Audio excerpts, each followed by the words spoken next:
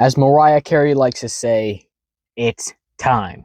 We are back with the Mega Minions versus your favorite superhero teams. The Mega Minions are 2-0, having beaten both of the OG 6 Avengers and the Fantastic Four. And today we're keeping the theme with iconic superhero teams.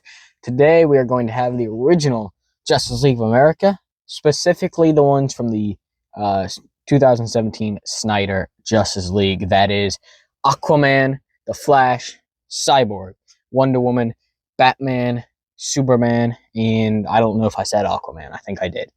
I'll remind you, our minions, we have Jerry, the big old rock guy. He's indestructible. Mega Dave with super strength. We have Mega Mel, who has a laser on his eye. Mega Tim is indefinitely stretchy. And Mega Gus can fly. So let's get started. Our first matchup is going to be Mega Gus versus Superman. So Gus versus Superman is very unfortunate matchup for Gus. Gus is the only Mega Minion who can fly. So kind of by default, he was given Superman. I'll remind you, Mega Gus, he is basically shaped like a bullet and he can fly really fast. Doesn't have too many powers. He's not too strong or anything like that, but he can fly. I think this one's a no-brainer. Look, the Mega Minions are near indestructible, so Superman probably couldn't kill Gus. But Gus could absolutely do nothing against Superman, so it's going to be 1-0 Justice League. Superman grabs the win. Matchup number 2 is my man Mega Dave versus my man Batman. These are both my personal favorite superheroes in each team. For this one, Mega Dave versus Batman, both are very strong, but Mega Dave has super strength. Batman's just a guy. Look, the whole point of Batman, or mainly Batman's biggest strength, is his brain. He's a detective.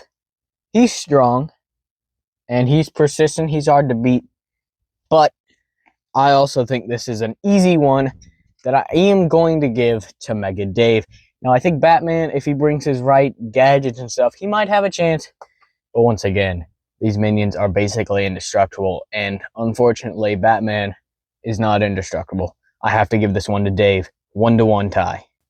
Which brings us to matchup number 3. This one is not one you would expect, but I did end up pairing Mega Jerry and Aquaman. Now, here's the reason, because I think they're both kind of outliers on their team. So let's set the scenario here.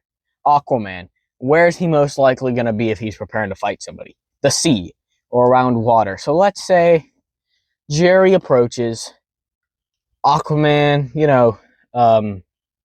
Curry. He's chilling in the water, getting all his fish ready. He's roughing up the waves, trying to move Jerry around. But here's the thing. Jerry doesn't float. So he's going to sink all the way to the bottom. But the thing is, he really has no limits to what he can eat. We've seen him eat bombs. We've seen him eat, entire walls. He could probably eat Mega Dave.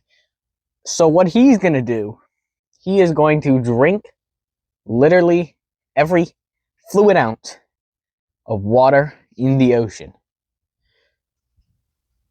And that's going to leave Aquaman with practically nothing. And we already know Jerry is indestructible. So basically, he probably just eventually walk up and just consume Aquaman. Once he's drinking all the water, and when he drinks all the water, all the fish are going to go down with him. We know he can eat indefinitely and drink indefinitely. Aquaman's defenseless, giving Jerry the easy win. That is going to make it 2-1, the Mega Minions. Which is going to bring us to matchups number 4 and 5, which are interesting ones, because that's going to be Mega Tim fighting both the Flash and Wonder Woman. Now, I have kind of different rules for this. So I'll remind you, Tim, he's kind of like Mr. Fantastic. He can stretch infinitely, get very thin, that kind of stuff. So I paired him up against Wonder Woman because of the lassos. We've seen when Tim retired, he made lassos, and he was like cowboy or whatever. And then I just feel like he'd be a good competition for the Flash. Nobody else really fast enough. I mean, Gus could probably take the Flash, but Gus is busy keeping Superman distracted.